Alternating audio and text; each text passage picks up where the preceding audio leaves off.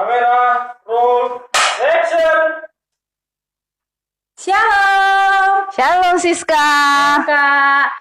Selamat datang di Peace. Permata Bethesda Podcast lah. Ramai sekali di sini guys. Iya. Apa kabarnya nih Sis? Baik dong Kak. Kak Li, udah lama kali kita gak ketemu ya Kak? Iya, kayaknya tahun ini nggak ada aku nama di pasar 2 ini Adek. Aduh, kayaknya kegiatan pasar 2 pun setelah pandemi kayaknya nggak banyak, jadi otomatis kan jadi nggak banyak pertemuan juga kan.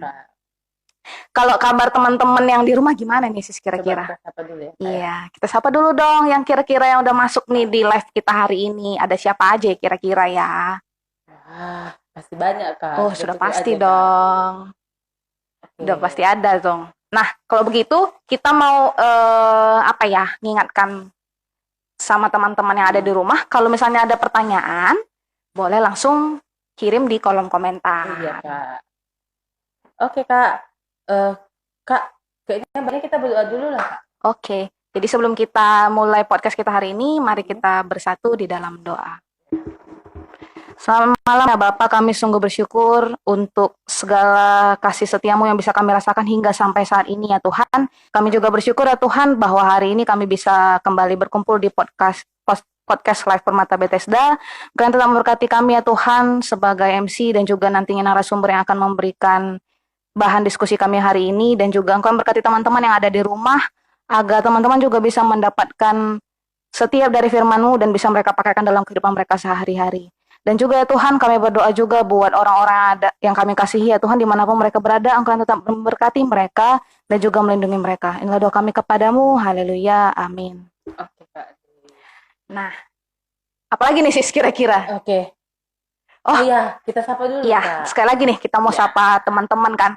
Ada siapa nih Sis kira-kira nih? Ada Kak Semiri. Wah, shalom. Baru ada siapa lagi nih kira-kira? Bang Dani Tarigan. Wah, pengurus klasis nih Sis. Shalom Dani.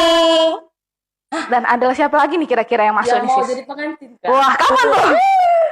Hari Senin Kak. Wah, siapa tuh kira-kira? Shalom Riza.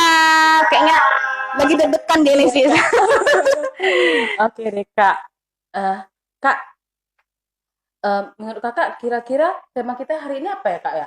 Kalau lihat dari belakang ini ya, backdrop kita hari ini, itu ada tulisan-tulisan nih. Iya, Salah benar. satunya nih yang aku lihat nih, nande inganku tertande. Kalau sana apa tuh Sis kira-kira Sis? Surga di bawah kaki ibu Kak. Wah, berarti tema hari ini berhubungan dengan ibu ya. Iya, benar, Kak. Nah, temanya apa sih sebenarnya? Oh iya, tema kita hari ini Kak itu Kupahaga Nandeku. Oh, kira-kira nih, Mm-mm. kenapa ya hari ini temanya bisa tentang ibu gitu? Emang ada something spesial gitu makanya dibuat kayak gini temanya? Oh gitu. Kakak tahu nggak semalam hari apa? Hari Jumat deh, Tanggalnya? tanggal 16. Nah, karena kebetulan memang tanggal 16 Oktober itu Kak ulang tahun Moria Kak yang Oh. ke-63. Wah, ternyata Moria GBKP sudah 63 tahun, udah tua ya. Tapi lebih tua ini Kak. Lebih tua siapa KRT-nya. nih? Oh iya, udah pasti dia udah ratusan tahun soalnya Sis. Iya Kak. Nah, kira-kira nih, karena kita mau bahas tentang Moria nih, sosok ibu. Nah, menurut Siska sendiri, sosok ibu untuk Siska itu seperti apa? Kalau aku pribadi ngeliat mama di rumah ya Kak, penyabar kali Kak. Wah, selain itu kira-kira Sis? Penyabar, yang pasti sayang sama aku Kak. Kalau Kakak gimana? Kalau aku sih, mama itu tempat berdebat. Itu sih kalau bagiku sosok ibu itu memang tempat untuk mencurahkan segala sesuatu, tapi juga tempat untuk berdebat. Berdebatnya memang berdebat kehidupan ya, bukan berdebat gimana-gimana kali. Benar, Gitu. Kak. Nah, Tapi nggak sering bertengkar juga kan oh Kak? enggak dong, itu harus dijaga juga. Namanya kita kan harus bawa happy juga orang tua gitu. Nah, kira-kira teman-teman di rumah sosok ibu menurut teman-teman gimana ya? Gitu. Pasti apa juga kan, ibu kan pasti tempat untuk selalu mengadu gitu Oh, pasti. kita nomor satu lah ya kan Kak. Iya pasti dong. Tapi kayaknya kita udah ada aroma-aroma mau jadi Moria nih Kak. Siapa tuh Sis? Siapa? Selain yang menonton tadi, siapa lagi nih? Mungkin Kakak ya Kak. Loh, nanti kamu. Gimana kira-kira perasaannya Kak? Perasaan ya masih harus memantaskan diri nih sebelum kita jadi Moria kan, itu yang paling penting. Nah, kira-kira nih Sis, kita mau narasumber kita hari ini kira-kira siapa sih? Langsung kita sambut aja ya Kak ya. Oh iya dong. Oke, mari kita sambut Ketua Moria GBK Pergun Pasar 2. Sentabi kami ting, kami gelar-gelar nduk, Herlina Bruginting. Dan biasanya memang dipanggil Nade Ari. Nah, kalau kakak biasanya manggil apa? Kalau aku sih memang sama Iting, tuturnya memang gitu, jadi Iting. manggilnya Iting. Oke, berarti kita sepakati aja ya Kak ya, untuk narasumber kita Iya. kita panggil Iting aja hari ini. Iya, biar teman-teman nggak bingung siapa Iting maksudnya gitu. Jadi narasumber kita hari ini Nande Ari, kami akan panggilnya di sini nanti Iting untuk seterusnya. Oke Kak, kita langsung tanya kabar Iting aja dulu Oh Kak. iya dong. Iting, Apa kabarnya Iting? kegiatannya selama pandemi ini apa ya Ting ya? Banyak kegiatannya, terutama kalau Nande kan lagi cinta bunga nih. Wah. Ikut juga dong bunga. Jadi kalau bunganya hilang, ngeri ya Ting ya? Pasti. Apalagi banyak Nande beli bunga mahal. Iya Ting. Tapi seperti yang penting sebenarnya bagaimana bisa membahagiakan diri. Kalau berbunga juga jangan jadi stres. Itu yang penting. Selain itu Ting, kan setahu kami Iting kan juga dosen nih, berarti masih ngajar juga ya Ting? Terus melalui online itu yang terkadang membuat stres karena berbeda dari biasa. Pemerintah bilang new normal, jadi kita harus beradaptasi dengan situasi yang baru, sehingga kita bisa melakoni semua kegiatan itu dengan apa yang ada, tapi yang paling utama atas tuntunan Tuhan yang luar biasa. Oh. Tapi Kak, sebelum kita lanjut, kita pakai ini dulu Kak. Oh protokol iya kesehatan. benar. Iya. Jadi teman-teman jangan lupa untuk tetap selalu jaga kesehatan dan juga ikuti protokol kesehatan. Jadi kami ini mau pakai hand sanitizer dulu. Dan jaga jarak juga Kak yang kita lakukan. Oh iya dong. Kalau pakai maskernya kita nggak bisa ya kan? Nggak Kita mungkin, mau cakap dulu. Tapi teman-teman yang pasti jangan lupa juga pakai masker kemana-mana ya. Itu paling penting saat ini. Oke. Kita langsung bahas aja ya Kak ya. Ya, kita mau bahas firman Tuhan dulu. Jadi langsung kita minta Iting untuk bawakan khotbah untuk hari ini dulu Ya, pembahasan. Supaya kita terberkati, kita sama-sama membaca Efesus 6 ayat 1 sampai 3. Kita baca bersama-sama. Taat dari hati. 1, 2, 3. Hai anak-anak, taatilah orang tuamu di dalam Tuhan, karena haruslah demikian. Hormatilah ayahmu dan ibumu. Ini adalah suatu perintah yang penting, seperti yang nyata dari janji ini, supaya kamu berbahagia dan panjang umurmu di bumi.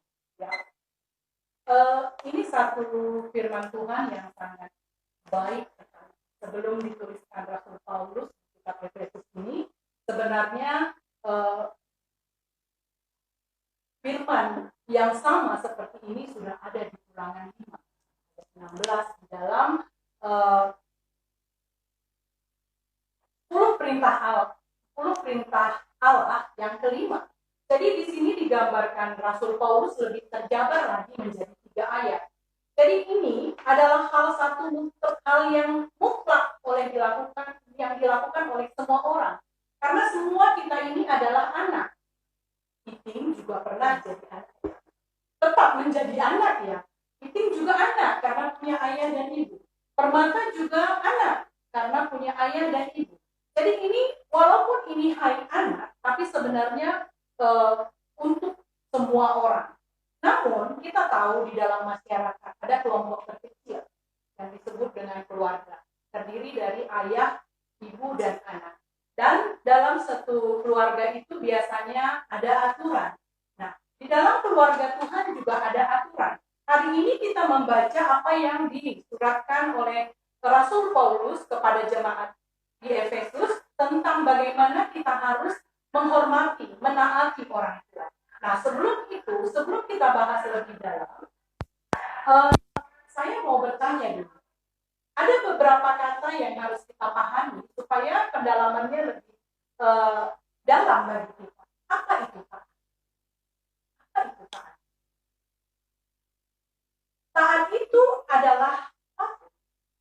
Taat adalah patuh, mematuhi. Jadi mematuhi di sini maknanya melekat.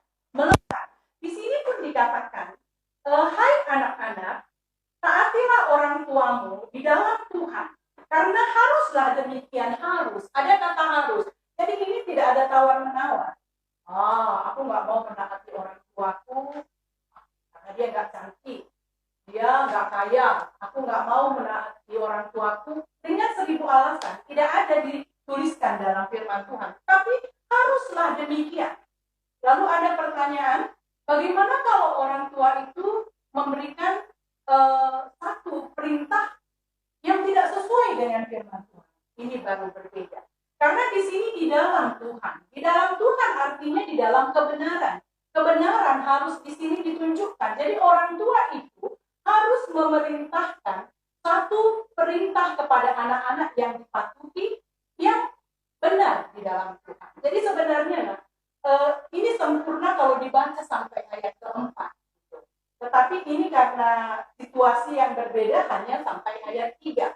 Ya, jadi orang tua juga harus tahu apa yang diperintahkannya kepada anaknya. Jika ada seorang anak yang memerintah, jika seorang anak diperintah oleh orang tuanya, pergilah mencuri, itu bukan kebenaran di dalam Tuhan, bukan ditunjukkannya kasih, karena kasih itu sempurna adanya, kasih itu menutupi banyak dosa. Jadi kalau dia memerintahkan anaknya bukan perbuatan dosa, ya. Jadi yang ditaati itu adalah memang yang kebenaran di dalam Tuhan. Karena demikianlah seharusnya. Lalu kita lihat ayat yang kedua, hormatilah ayahmu dan ibumu. Nah, ini lebih jelas lagi. Tadi kalau orang tua, ya, orang tua itu bisa juga orang yang kita tuakan, ya. Etika di dunia ini juga. Kita lepas dari firman Tuhan, etika di dunia ini juga. Semua orang yang lebih tua, kita harus hormat. Semua yang di luar keluarga kita sekalipun, tetapi dia lebih dewasa, dia lebih tua dari kita, kita harus hormat. Di budaya Karo lebih lagi, semakin mendalam lagi menghormati itu. Jadi ini semua sebenarnya di firman Tuhan ada. Di firman Tuhan ada. Jadi saya kembali ke ayat pertama tadi. Taat. Taat itu mematuhi. Saya tidak tahu apakah anak-anakku permata ini semua sudah taat dengan apa yang disuruh, disuruh orang tua. Saya tidak tahu juga. Taat ini terbagi dua. Taat yang dilakukan terbagi dua. Taat yang dilakukan secara ikhlas atau taat yang dilakukan secara terpaksa. Misalnya, kita tidak suka sesuatu, tetapi karena itu peraturan, kita lakukan. Terpaksa kita melakukan. Tetapi sebagai orang Kristen, sebagai anak-anak muda, taat yang harus kita jalankan memang ikhlas. Harus ikhlas. Harus ikhlas. Jadi, hati, pikiran, dan perbuatan itu harus sejalan. Jadi taat yang kita lakukan itu harus sejalan. Jadi Tuhan tidak melihat wajah, tidak melihat apa yang kita lakukan. Tetapi lebih dari itu dia melihat apa yang ada di dalam hati. Aku tidak tahu Siska, pernah nggak disuruh Nande di rumah, Mama di rumah, manggilnya Mama ya. Mama di rumah, Siska tolong cuci piring. Lalu Siska tadi lagi main game. Sumut-sumut nggak? Pernah gitu. Sumut-sumut kan? Lia juga misalnya. Lia nanti kalau pulang tolong berikan sesuatu untuk adik. Pernah sumut-sumut nggak? Pernah. Karena rasanya tadi pun udah kurang cepat pulang, disuruh singgah lagi, hujan gerimis lagi, ya begitu kan? Jadi itu semuanya di dalam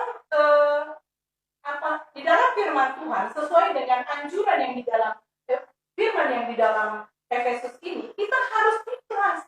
Ikhlas. Kita harus berpikir, mengapa aku disuruh? Baik enggak aku disuruh itu? Jadi terkadang sesuatu itu yang membuat menjadi penghalang kita melakukan sesuatu itu dengan ikhlas, keegoan kita. Misalnya, belikan aku komputer, Mak. Dibelikan. Tadi komputernya dibelikan untuk apa? Katanya untuk ngerjain tugas biar lebih praktis. dikerjai di rumah. Tapi akhirnya alih fungsi bermain game sampai jam 3 pagi. Kemudian pagi-pagi disuruh bangun, marah. Ya kan? Yang harusnya ada tugasnya cuci piring, yang harusnya membantu mama memasak, sudah tertunda akibat sesuatu yang kita lakukan tidak di dalam kebenaran. Makanya di sini, di dalam Tuhan, jadi apa tanggung jawab? Di sini berbicara tentang tanggung jawab. Tanggung jawab yang harus kita lakukan. Ya, jadi taatilah itu tanggung jawab. Hormati itu adalah tanggung jawab yang harus kita lakukan. Nah, di dalam ayat kedua ini, tadi yang pertama taat, yang kedua ini hormat. Apa itu hormat? Hormat itu, kalau di dalam bahasa Karo di sini pehaga. Ya, sesuai dengan tema permata ya, pehaga nadeku. Pehaga itu sebenarnya tidak cukup dengan hormat. Jadi dia penuh hormat. Jadi tindakannya sebenarnya kalau disampaikan kepada permata dalam bahasa Karo, lebih dari hormat yang kita pahami. Lebih dalam lagi, penuh hormat. Jadi penuh hormat itu sesuai dengan hati, pikiran, perkataan, perbuatan, dan sikap kita itu tadi yang saya katakan yang menunjukkan perbuatan tadi, itu semuanya harus seiring, penuh hormat. Jadi jangan berpura-pura. Orang yang berpura-pura itu Tuhan tidak suka. Ya. Jadi di sini di ayat 2 ini udah lebih fokus kepada ayah dan ibumu. Kepada ayah dan ibumu. Jadi saya mau katakan kepada semua anak-anak kami, juga kepada diri saya bilang bahwa Tuhan menempatkan saya dalam satu keluarga tidak pernah salah. Tidak pernah salah. Jangan pernah berkata di dalam hati kita, mengapa saya tidak menjadi anak Ratu Elizabeth, atau menjadi anak Jokowi, atau menjadi anak-anak yang pejabat lainnya, yang tinggi, yang hebat, yang kaya. Tidak. Tuhan sudah tahu. Karena Tuhan sudah memilih kita sebelum kita ada di kandungan ibu kita. Jauh sebelum ada di dalam kandungan ibu kita. Tuhan sudah memilih kita dan ditempatkan di keluarga yang mana. Dan percaya itu porsinya sudah pas. Jangan pernah menyesali punya nande yang saat ini kita miliki. Tetapi kita sebagai anak-anak Tuhan, mari kita topang. Tidak ada yang mustahil. Walau sekali nande kita tidak seperti hati kita, Bapak kita tidak seperti hati kita, mari kita belajar hormat. Belajar hormat dengan apa adanya. Kita berdoa bagi dia.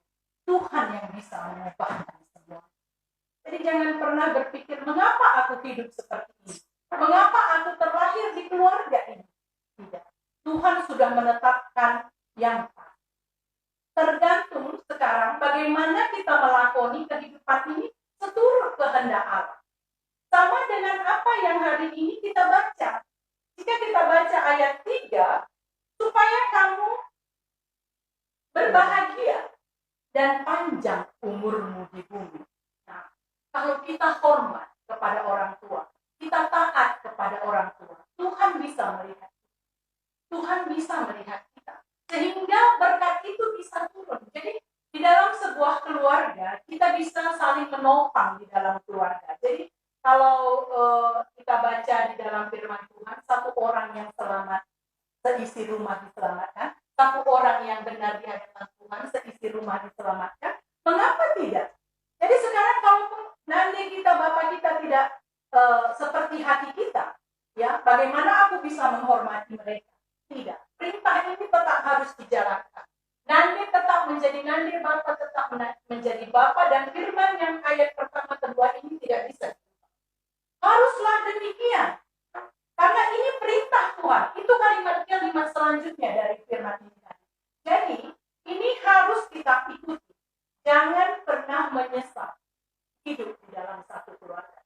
Tetapi kita sebagai anak Tuhan, mari tetap setia berdoa untuk mencapai yang lebih baik daripada apa yang saat ini ada dalam hidup. Nah, di sini kalau kita dan hormat kepada orang tua, ada rewardnya kan? Ya kan Siska? Yang ketiga ya Kak Lia? Iya. Yang ketiga ini rewardnya. Ya, rewardnya tadi supaya kamu berbahagia dan panjang umurmu di bumi. Kalian kenal Gita ya? Nggak dong. Dia pernah bertanya begini. Ada juga ini. Jadi kalau yang nggak panjang umurnya itu mah berarti nggak menghormati orang tua. Nah, tidak juga begitu. Umur itu sudah ditetapkan Tuhan. Kalau kita baca Ayub 14 ayat 5, umur manusia sudah ditetapkan, tidak bisa dilebihi, tidak bisa dilalui sedetik, seminggu, ya, setahun, tidak bisa. Itu sudah ditetapkan Tuhan. Itu sudah waktunya Tuhan. Tidak ada yang bisa mengganggu-gugat. Tetapi kita boleh belajar dari firman Tuhan. Pernah dengar cerita Raja Hizkia yang sudah divonis Tuhan untuk meninggal, mati, kabarkannya melalui nabinya, lalu nabi mengatakan kepada raja, tetapi Raja Hizkia menangis, berbalik ke dinding, menangis, lalu berdoa kepada Tuhan. Umurnya diperpanjang 15 tahun. 15 tahun lamanya. Jadi itu dia, tidak ada yang mustahil sama Tuhan. Seperti yang saya katakan di awal tadi, ada sesuatu yang mau diubahkan, mari berdoa kepada Tuhan. Ada yang tidak berkenan tentang orang tua kita, mari berdoa kepada Tuhan. Sehingga apapun yang diperintahkannya sebagai anak-anak Tuhan, kita bisa mematuhinya. Karena dia akan memerintah kita juga di dalam. Jadi ini perintah. Jadi tema upahaga nandeku itu tadi nanti ya untuk ternakan. Upahaga nandeku. Jadi upahaga nandeku bagaimana sebenarnya kita upahaga nandeku. Ya karena ini ikut Moria tadi ceritanya. Bagaimana kita upahaga nandeku? Pernah nggak tahu kalian penderitaan ibu waktu mengandung anak-anak di dalam? Wah, ini kalau pengalaman Iting saja. Hari pertama bulan pertama setelah diketahui ada bayi dalam kandungan, sampai bulan keempat itu tiap hari muntah. Kemudian bulan berikutnya terasa ada gatal di perut yang luar biasa. Itu karena kalau menurut komunikasi antara kami nande-nande itu karena sudah mulai tumbuh rambut. Kemudian bulan ke-7, ke-8, ke-9 anak yang di dalam kandungan, bayi yang ada di dalam kandungan tadi menendang-nendang perut. Lalu dibawa keluar, apalagi seperti di sini ini harus bekerja, harus mengajar dengan bayi di dalam kandungan, harus melakukan kewajiban. Ya, lelah sekali nak. Malam tidur tidak bisa, bangkit dari tidur susah. Nah itulah yang diperjuangkan seorang nandi memelihara anak. Kemudian anak itu dilahirkan, bersyukur sekarang ya, saya hidup di zaman milenial, ya sudah ada operasi sesar, tetapi itu pun sebenarnya punya efek. Pada waktu masa kami yang melahirkan secara normal, itu taruhannya nyawa taruhan, sakitnya luar biasa. Kalau orang-orang tua yang di atasan itu mengatakan seperti langit dan bumi itu bersatu dan rasanya itu menghimpit kita saking sakitnya. Tapi yang perempuan jangan takut. Orang bisa, kita harus bisa. Orang bisa melalui, kita juga pasti bisa melalui. Apalagi kita anak Tuhan, pasti ada kemudahan diberikan Tuhan. Nah, setelah bayi lahir, mulailah diajarkan lagi bagaimana dia harus berbicara, bagaimana dia harus mengancingkan baju, bagaimana ia harus berjalan, bagaimana ia harus berkata-kata. Sebelum sekolah juga sudah diajari membaca supaya tidak ketinggalan di bangku sekolah. Banyak pengorbanan yang ia lakukan untuk mengurusi anak. Tidurnya kurang karena harus diganti popok, malam-malam juga harus. Tapi itu semua dilakukan. Bagaimanalah hati seorang ibu kalau sesudah kalian dibesarkan, kemudian tidak mau patuh kepada orang. Ya, mungkin ini kita perpanjang di diskusi nanti. Masih panjang ya, masih banyak yang belum diulas. Tapi harus kita tahu, patuh dan taat kepada orang tua itu kita dapat reward dari Tuhan. Panjang umur, bahagia. Ya. Saya kembalikan mungkin ke MC karena masih sudah banyak pertanyaan. Iya, kita kayaknya langsung ke tanya jawab ya sis, diskusi sama Iting gitu. Ya. Nah, Kak, kayaknya udah ada yang nanya, Kak. oh ya, ada yang dari rumah ya. Apa tuh sis kira-kira? Coba kita sapa dulu, Kak, dari kawan kita, Reni, Kak. Oke, hai Reni. Reni, shalom. Ya. Nah, jadi gini, Ting. Ada pertanyaan dari Reni. Dia nanya gini, gimana tanggapan Iting tentang ibu yang suka membanding-bandingkan anaknya dengan anak yang lain, Ting? Ya, itu banyak ya. Sebenarnya yang harus belajar bukan hanya anak-anak, tetapi seorang ibu juga harus mempersiapkan dirinya menjadi seorang ibu yang benar. Makanya tadi di sini kan dikatakan juga di dalam Tuhan. Jadi anak yang diberikan ke tengah-tengah keluarga juga itulah anak terbaik bagi kami. Kalau memang kita merasa ada tidak sesuai dengan kehendak kita, itu juga lah jalan kami untuk berdoa lebih kuat sehingga anak ini bisa seperti itu. Jadi kalau menurut sebenarnya nanti kalian perlu undang psikolog lebih dalam ya. Untuk membanding-bandingkan itu adalah tindakan yang tidak baik. Tetapi banyak terutama nande-nande yang tidak sadar bahwa itu bisa mendukakan hati anak. Tapi dia harus bersyukur dengan apa yang sudah dianugerahkan Tuhan baginya. Jikalau tidak sesuai, ada yang tidak sesuai dengan apa yang diingininya, dia tinggal bilang kepada penciptanya yang menitipkan anak ke tengah-tengah keluarganya. Itu yang harus seorang nande lakukan. Jadi bukan membanding-bandingkan. Itu saya rasa. Jadi perbuatan itu kurang baik ya.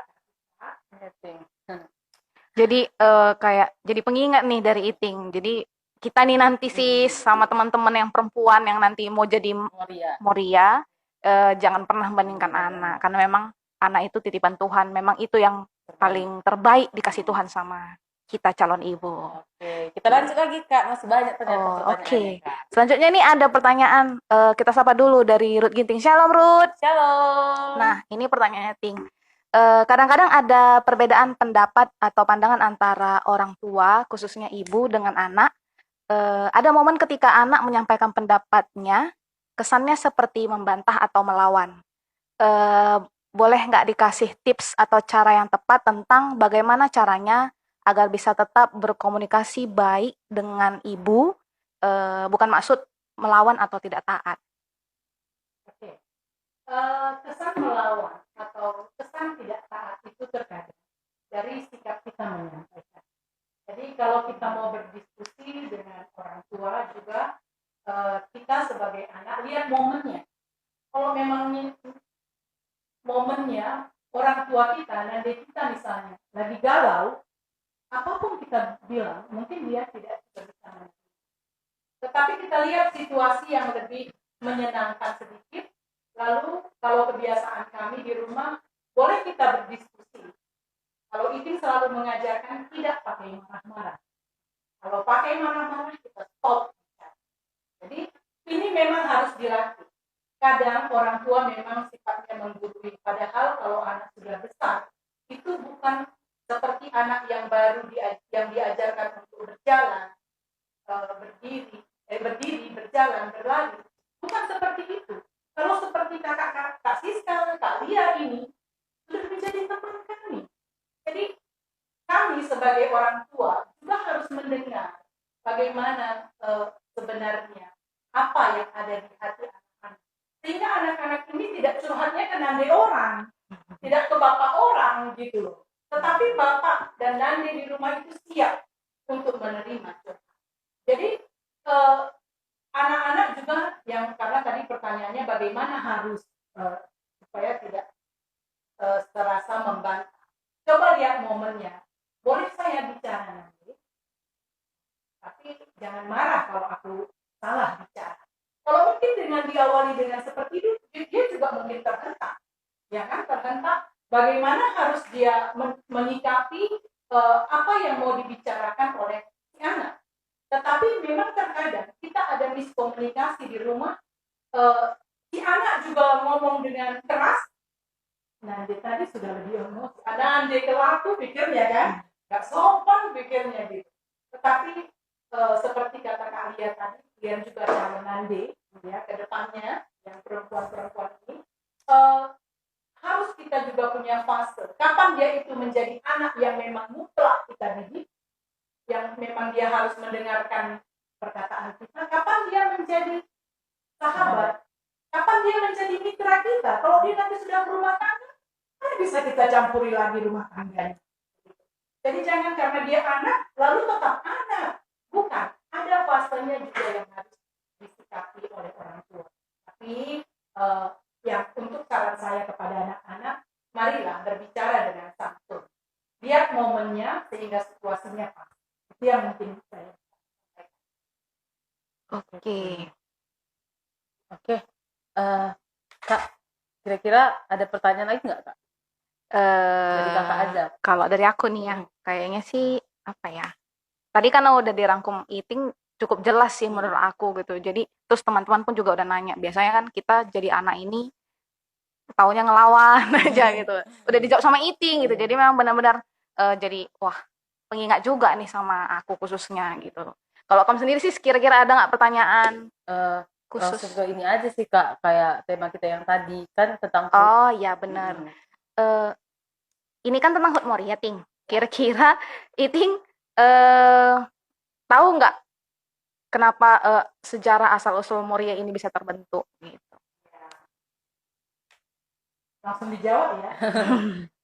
Jadi kita tahu kalau zaman dulu itu perempuan itu di nomor 2 kan.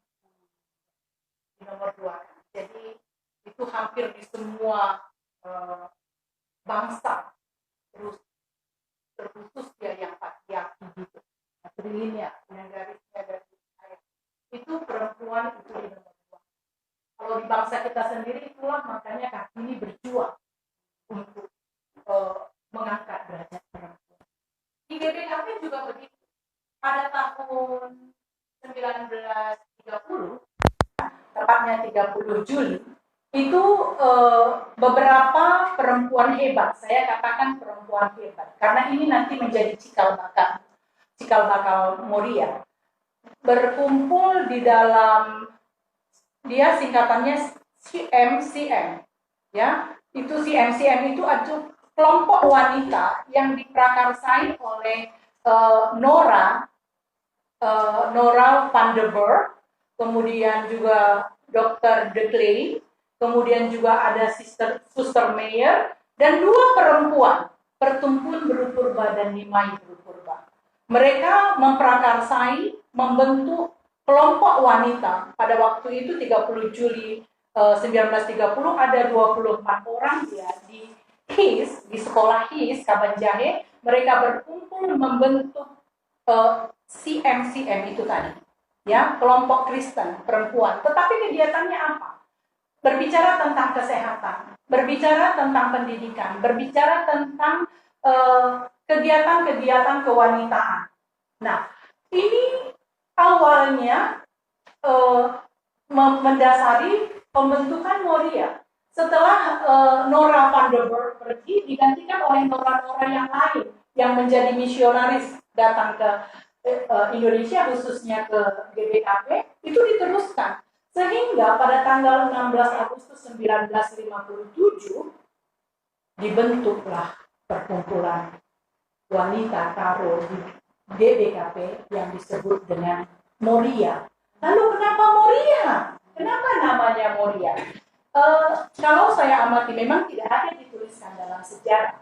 Tetapi saya amati itu karena Moria itu adalah satu tempat di mana Bapa kita Abraham mempersembahkan anaknya Ishak. Waktu Tuhan bilang, persembahkanlah anakmu yang tunggal. Lalu dia membawa anaknya. Tuhan menyuruh ke Moria itu, ke Gunung Moria itu, Kemudian waktu Salomo jadi raja juga, dia mendirikan mezbah Tuhan, baik Tuhan di situ. Mengapa dia mendirikan di situ? Karena bapaknya Daud pertama kali berjumpa dengan Tuhan. Nah, dasar inilah mungkin oleh perempuan-perempuan hebat, saya katakan tadi, mengangkat namanya Moria, karena ada pertemuan dengan Allah di sana.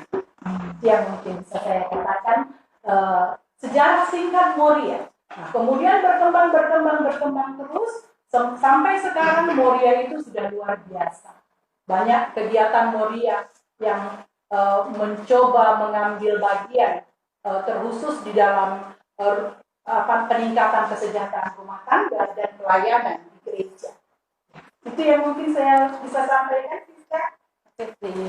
Ada pertanyaan lagi nih Kak. Apa tuh dari penonton ya? Iya. Oke, apa tuh sih kira-kira? Langsung dari anak sendiri Kak. Dari Agit apa Mbak? Agit. Nah, pertanyaannya ini Tik. Ada nggak tips buat menjalani hubungan yang dekat dengan orang tua? Ada Tips untuk menjalani hubungan dengan orang tua, nggak gitu Tik? supaya lebih dekat. Ya. Memang ini satu yang harus diterapkan di rumah tangga. Ya, jadi Siska, Lia, dan Permata yang lain juga, ya, yang calon bapak, calon nanti, ya kan. Satu, memang kita di dalam rumah tangga itu harus ada satu visi. Satu visi. Satu visi itu apa? Kalau sebagai orang Kristen kita, visi kita satu adalah menjadi saksi Kristus. Ya, termulia Tuhan di dalam hidup kita. Jadi menjadi orang Kristen itu menjadi satu tips untuk menyatukan pendapat di rumah tangga baik anak dengan orang tua. Karena berdasarkan firman Tuhan ini kita dituntun apa yang boleh dan apa yang tidak boleh kita lakukan. Jadi kalau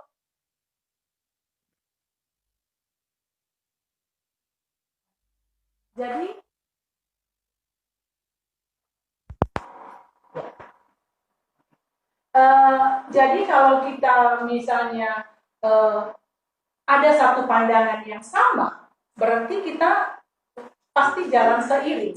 Jadi misalnya lah, ada orang tua kita yang belum benar dekat dengan Tuhan. Apa tindakan kita? Nah, itu yang saya katakan di awal tadi. Mari ambil waktu berdoa, sehingga Tuhan mengubahkan hati orang tua, sehingga ia juga bisa mengenal Tuhan lebih dekat, sehingga semuanya menjadi baik adanya. Jadi tipsnya, anak-anak harus mendukung orang tua di dalam doa, supaya dia juga bisa memahami anak-anak. Jadi anak-anak jangan menuntut saja, tetapi juga menjadi penopang doa bagi orang tua, sehingga orang tua yang tidak berkenan di mata Tuhan juga bisa diubahkan. Seperti yang saya sudah katakan firman, satu orang yang bertobat, seisi rumah diselamatkan. Itu dia. Jadi harus satu pandangan. Tipsnya adalah harus satu pandangan. Tapi kalau tidak, mari kita. Bukan berarti kalau udah nggak sama pandangannya, kita tidak bisa berbuat. Tuhan kita Allah luar biasa. Mari berdoa, curhat kepada Tuhan. Kalau nanti kita belum bisa tempat curhat, jangan nanti orang. Tetapi Tuhan ada lebih hebat dari nanti kita. Itu mungkin tipsnya. Oke, berarti intinya satu visi ya, Ting, dan tetap sebenarnya saling mendoakan sebenarnya ya, Ting. Ya, jadi teman-teman jangan lupa tetap berdoa, itu intinya. Pertanyaan selanjutnya. Oke, itu dari Ria Evangelia. Shalom Ria. Ria dari Jakarta. Oh, nah pertanyaannya gini, Ting. Apa hal yang paling membahagiakan ibu terhadap anak-anaknya? Ya, banyak sebenarnya. Satu, kalau dia bisa berjalan dalam kebenaran, ya, maksudnya tidak neko-neko. Sekarang kan banyak anak muda neko-neko. Kalau aku lihat, ya banyak orang anak-anak yang pergi kuliah ke Medan sampai di sini bukan itu yang dilakukannya, begitu. Tetapi kalau anak-anak ini bisa membahagiakan orang tua, kalau dia apa yang menjadi tanggung jawab seorang anak dapat digapai oleh anak itu. dapat dilaksanakannya. Itu hal yang membahagiakan. Misalnya yang sekolah SD, dia menamatkan sekolahnya. Yang SMA menamatkan sekolah. Yang bekerja, dia serius. Kalau yang sudah berumah tangga, memang mempertahankan rumah tangganya. Itu menjadi satu kebahagiaan bagi orang tua. Bukan harta yang nomor satu, tetapi bagaimana anak-anak itu menjalankan tanggung jawabnya, dia di fase apa, itu menjadi satu kebahagiaan bagi orang tua.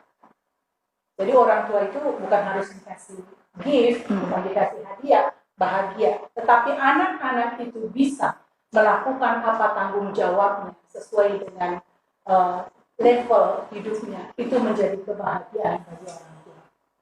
Itu mungkin Kak Lia. Ya, berarti intinya tetap apa ya, buat apa ya namanya, tetap bertanggung jawab dengan hidupnya. Ya, Dan yang pasti orang tua senang kalau lihat anaknya juga bahagia kan, Ting. Ya, pasti. itu dia teman-teman tipsnya dari Iting. Baru ada pertanyaan terakhir nih. Wow, Sis. dari Deborah banget, Kak. Iya. Shalom, Bo. Shalom, Debo. Pertanyaan gini, Ting. Bagaimana cara mempersiapkan menjadi murid yang baik?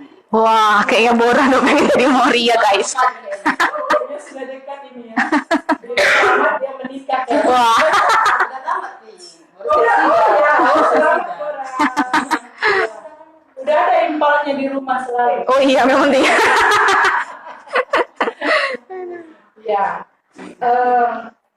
bagaimana cara mempersiapkan kita, ya, terutama anak-anak kami yang perempuan ini paling utama. Kita tahu selalu dikatakan bahwa perempuan itu jadi tiang doa di dalam rumah tangga. Jadi satu yang harus kamu tekuni di dalam kehidupan kamu menjelang kamu berumah tangga, belajar bertekun di dalam doa. Jadi sebelum kamu berumah tangga juga tanya Tuhan, siapa jodohku? Ya, bukan katakan sama Tuhan, berikan aku yang punya pangkat tinggi, bukan ganteng, tetapi tanya Tuhan, siapa jodohku?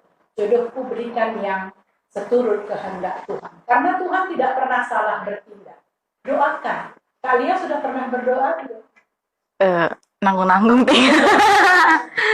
Ya, Siska? Udah, Ting. Ya, kalau Iting dulu begitu mulai semester akhir, ya karena sudah mulai ada yang deket-deketin, yang serius, ya, itu saya sudah berdoa supaya tidak salah pilih, ya, jangan emosi jiwa kita, jangan mata kita yang kita buat menjadi alat memilih, tetapi izinkan Tuhan berkarya di dalam rumah tangga. Jadi itu persiapan awal. Di dalam rumah tangga selalu ada orang mengatakan, pasti ada pertengkaran. Pasti ada pertengkaran.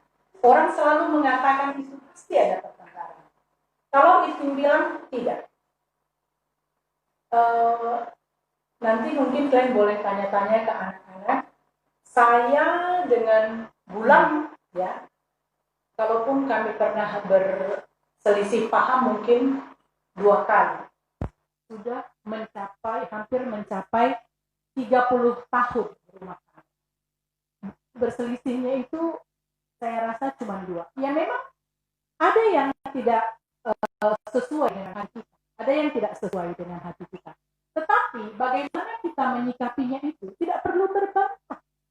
Kita sebagai perempuan, sifat mengalah itu bukan berarti kalah, tetapi sifat mengalah itu menjaga keharmonisan. Kita punya senjata kuat. Tadi saya katakan bahwa apa yang tidak berkenan di mata suami atau calon suami kita, ya kita sudah ada ini yang deket-deketin misalnya. Mari doakan. Lalu tunggu jawaban Allah. Pasti Tuhan akan berkata dengan cara apa dia akan memberikan ini teman hidup. Jangan jemu berdoa, karena ini musuh kita, ya, itu tidak suka kita bahagia. Makanya kita harus menepis semua penghalang apa yang menghalangi teman hidup, ya. Tapi percaya Tuhan memberikan waktu yang terbaik. Khotbah 3 ayat 2. Semua indah pada waktunya.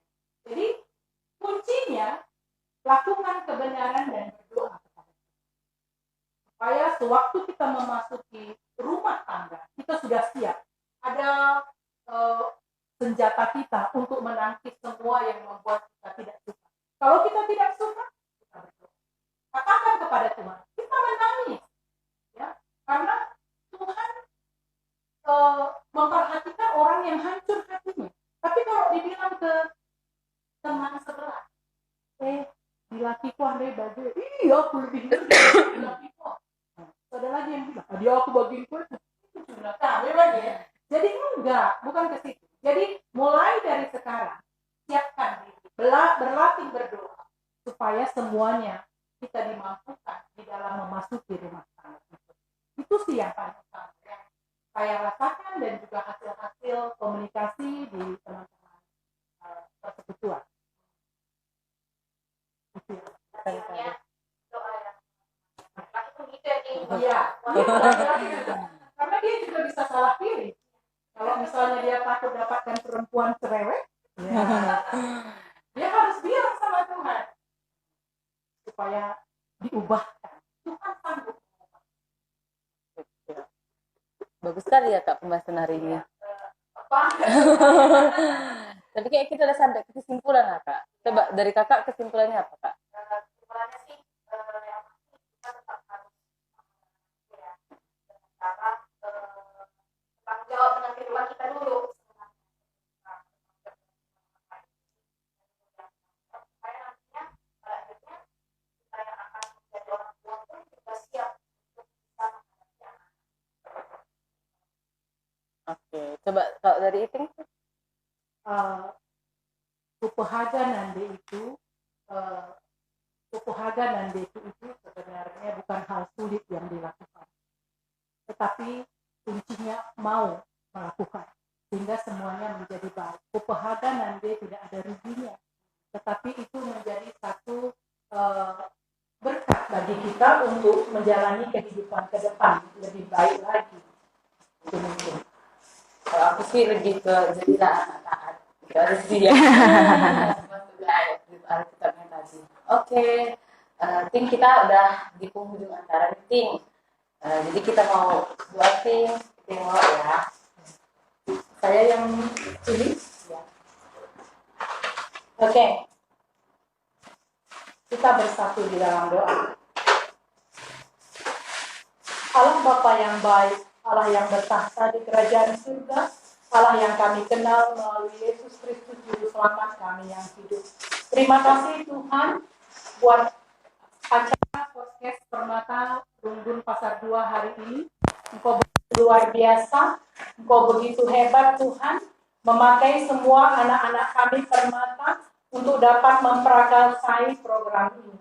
Kami tahu ini bukan kehebatan anak kami Tuhan, tetapi karena dia mau bersandar kepadamu, Engkau memberikan hikmat kepintaran bagi mereka, sehingga program ini boleh terlaksana dengan baik. Engkau luar biasa Tuhan. Kami percaya Engkau tidak berhenti memberkati anak-anak kami Permata GBKP Rumbun Pasar 2 ini. Pakai mereka lebih hebat seturut kehendak-Mu. Pakai mereka sukses di dalam pelayanannya menjadi saksi-Mu Bapa. Dan semua kerinduannya Tuhan jawab.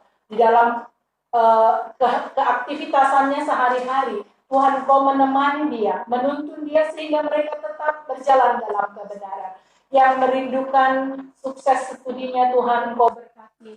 Yang merindukan pekerjaan Tuhan Engkau bukakan jalan baginya sehingga ia boleh mendapatkan pekerjaan yang baik. Sehingga dari pekerjaan dia juga boleh bersaksi.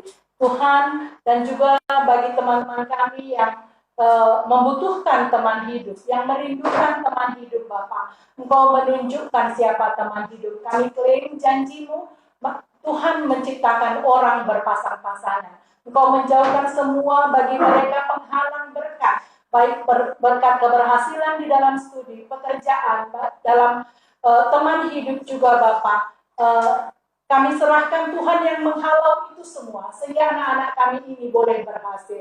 Engkau juga menuntun anak-anak kami ini boleh juga bertekun di dalam berdoa Bapa, karena itulah senjata kami, kekuatan kami, persekutuan kami denganmu, yang boleh membangkitkan mereka, membangun mereka, sehingga semua menjadi baik adanya.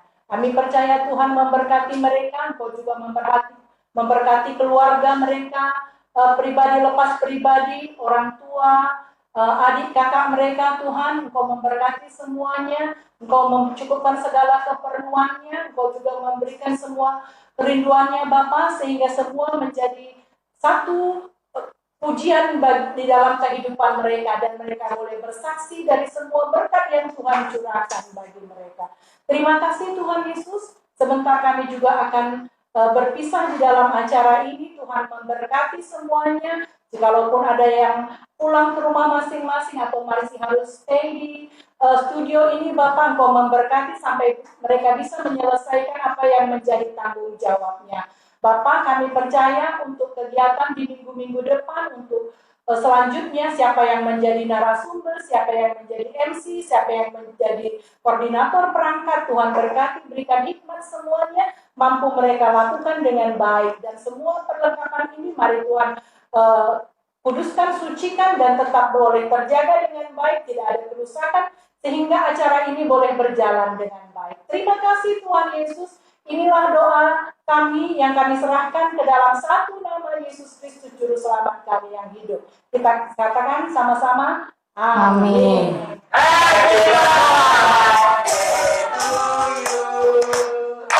Happy birthday to you.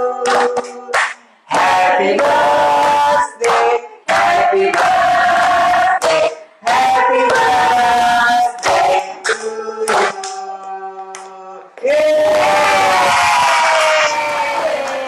Make wish dulu dong Moria kami. Make wish-nya bisa bersuara ya? Boleh, Ting. Karena ini untuk semua Moria. Iya.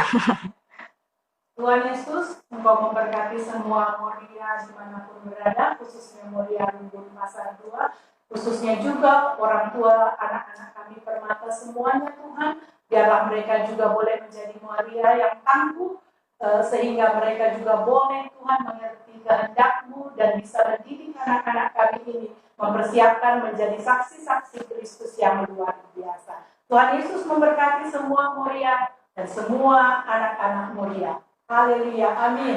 Amin. Iya, tiup. Oh iya. Kan masa Iya. 1, 2, 3. Yeay. Selamat ulang tahun yang ke-63 untuk Moria kami dimanapun berada.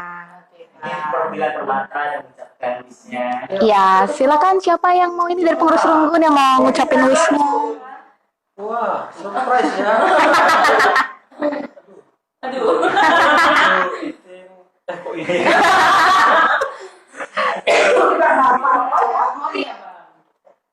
Panjang umur, sehat selalu. Iya. God bless. Untuk Moria. Ya, God bless Moria, GBKP.